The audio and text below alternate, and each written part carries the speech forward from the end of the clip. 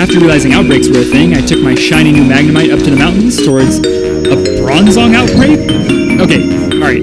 Another one of my favorite mons you guys might be very familiar with from my Forgotten Master Ball series, but this one is special. My Bronzong that I've used for so long, good old Big Dog, he was never a shiny.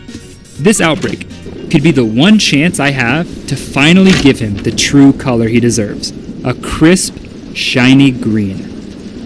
Oh my god, that is a lot of Bronzongs. I figured since there were so many spawns that were really easy to see, I could try resetting the spawns on top of the slope with my picnic and scan the entire area to see if I could spot a green one. But what happened next was something I was truly not ready for. A single sleeping Bronzong, resting underneath a tree. And yes, that Bronzong is green. One of the single most beautiful wild shiny scenes I have seen in a Pokemon game. And it was the Big Dog himself. I was unbelievably happy to have found this shiny in such a short period of time, and after catching him I realized I had just spent an entire day roaming around this game, finding shinies, and I hadn't progressed the story at all. That is one of my favorite parts about this game. The time just disappears when you're exploring and finding shinies and having fun. So after a huge shiny goal I had ended way sooner than I expected, I checked my map to see where I needed to go next, and a Frostless outbreak? Are you kidding?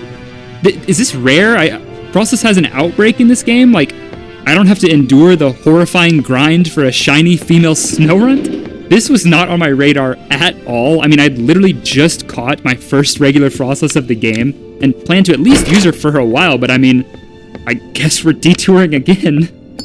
Every Pokemon game I can, I hunt for a shiny Frostless, and my Pokemon Violet hunt goes down in the books as another insanely lucky break. I now get to play through a new open-world Pokemon game with the queen herself. Got the crit. Give it to me! Wow. Speaking of that, I should probably actually start playing the game now.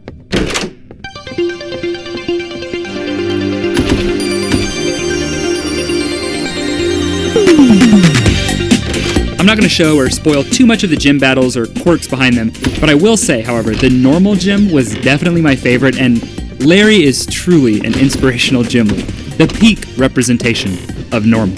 Oh, quick tip, you get the amulet coin from this dude after battling people in this area. Make sure you do your trainer battles if you want the really juicy rewards from this guy at different Poke Centers. Anyway, that's enough of that story stuff. I got addicted to shiny hunting again. And that's a blue ghost. A shiny Shuppet. A cool one I've actually always wanted, and guess what? It was marked. Marks, as far as I've seen in this game, are similar to those of Sword and Shield.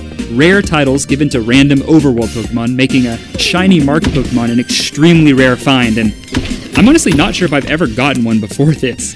This Shuppet was my rarest shiny Pokemon in the game so far, and probably would be for a while. For those of you that keep up with my videos, you'll know I recently got a shiny authentic Sinistea in Sword and Shield for my final hunt of Generation 8. By the way, if you haven't seen it and like my Forgotten Master Ball series, go watch it, you'll like it a lot. But I'm bringing that up because, well, I sort of maybe found a random outbreak of Sinistea 2 in this game, and, yeah, I found another shiny Sinistea in this game. This dude popped up out of nowhere, and I was not planning on hunting him at all, considering, well, I mean, I literally just found one, but this little guy, unfortunately, did not have an authentic stamp underneath him. But that's okay, he's still a cutie.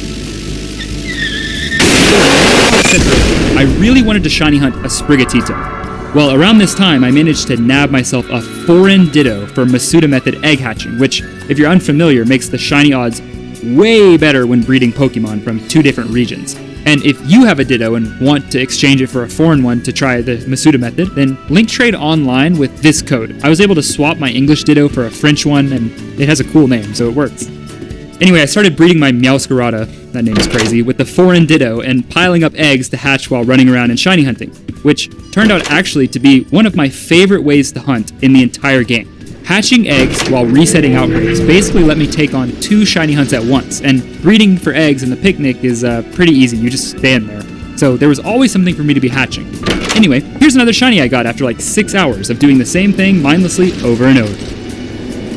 Shiny Clauncher, a Pokemon I honestly can't say I have ever used, and I actually kind of like it.